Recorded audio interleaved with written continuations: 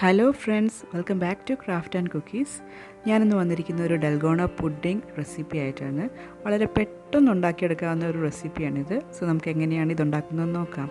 So നമ്മൾ ആദ്യം Dalgona coffee ഉണ്ടാക്കുന്ന പോലെ തന്നെ ആദ്യം നമ്മൾ ചെയ്യേണ്ടത് എന്താണെന്ന് വെച്ചാൽ, ഒരു ബൗളിലേക്ക് ഒരു 1/2 ടേബിൾ സ്പൂൺ, ഞാൻ അധികം കോഫി പൗഡർ ഇവിടെ എടുക്കുന്നില്ല, 1/2 ടേബിൾ സ്പൂൺ കോഫി പൗഡർ എടുക്കുക.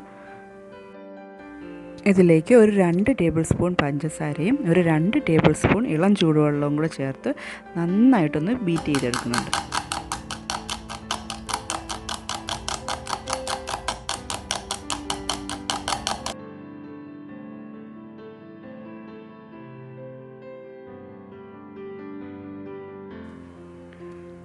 സോ ഞാൻ കോഫി ലെയർ നന്നായിട്ട് ബീറ്റ് ചെയ്തെടുത്തിട്ടുണ്ട്. അതുകൊണ്ട് തിരിച്ചു വെച്ചാൽ പോലും താഴേക്ക് വീഴത്തില്ല.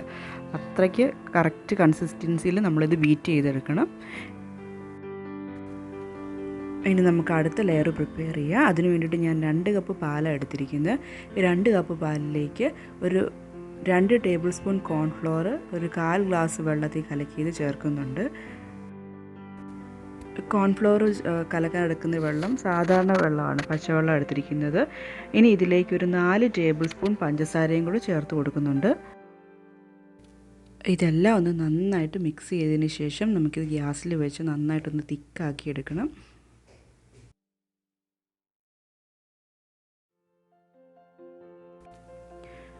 ഒരു മീഡിയം ഫ്ലെയിമിലിട്ട് വേണം നമ്മൾ പാലൊന്ന് തിക്കാക്കി എടുക്കാൻ വേണ്ടിയിട്ട്. ഫ്ലെയിം ഓൺ ആക്കിയതിന് ശേഷം നമ്മൾ തവി എടുക്കാണ്ട് ഇളക്കിക്കൊണ്ടിരിക്കണം, ഇല്ലെങ്കിൽ പാല് കട്ട കെട്ടാൻ ചാൻസ് ഉണ്ട്. സോ ആ കട്ടയൊന്നും കെട്ടാണ്ട് നന്നായിട്ട് ഇളക്കിയെടുക്കണം.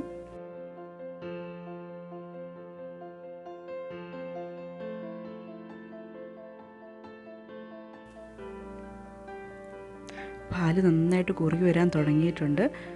സോ നിർത്താണ്ട് ഇളക്കിക്കൊണ്ടിരിക്കണം ഈ സ്റ്റേജിലൊക്കെ.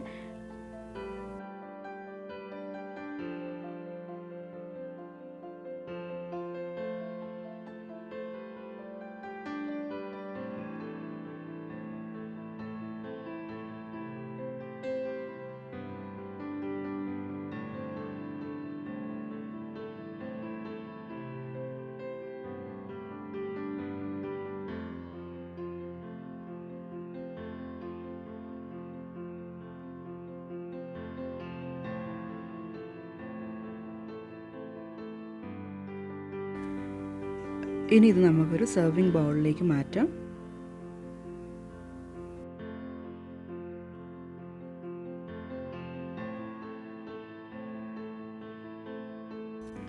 ഇനി ടോപ്പ് ലെയറായിട്ട് നമ്മൾ ഓൾറെഡി പ്രിപ്പയർ ചെയ്ത് വെച്ചിരിക്കുന്ന ആ കോഫി ക്രീമും കൂടെ ചേർത്ത് കൊടുത്ത് ഫ്രിഡ്ജിൽ വെച്ചൊന്ന് സെറ്റ് ചെയ്തെടുക്കാം.